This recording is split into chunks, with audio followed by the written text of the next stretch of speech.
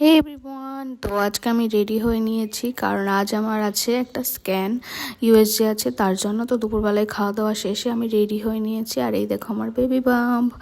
তো স্ক্যানটা আমার করা হয়ে গেছে, আর তারপরে বেশ কিছুটা হাতে সময় ছিল, ওই জন্য বললাম চলো আমাদের এখানে একটা ক্যাফে খুলেছে, যাওয়া যাক। তো শাহান আমাকে নিয়ে গেছিলো সেই ক্যাফেতে।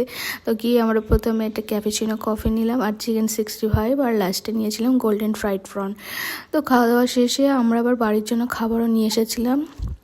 বাড়ি এসে আমরা সবাই এটাই করি, কোনো ডাক্তারের কাছ থেকে আসলে আমরা আগে স্নান করে তারপরে ঘরে ঢুকি। তো আমি এখানে শ্যাম্পু করে স্নান করে নিয়েছি। আর জানো তো, আবার শুনলাম চীনের নাকি ভাইরাস ছড়াচ্ছে। তো সবাই কিন্তু সাবধানে থেকো, আবার লকডাউন মানে করোনার মতো অবস্থায় ফিরে যাওয়ার আগেই সবাই সাবধান হয়ে যাও। তো এই ছিল আজকের মতো ব্লগ। অনেকক্ষণ বসেছিলাম, তো বাড়ি এসে কিছুক্ষণ শুয়ে নিলাম, আর এইভাবে আজকের ব্লগটা শেষ করলাম। Thanks for watching, by.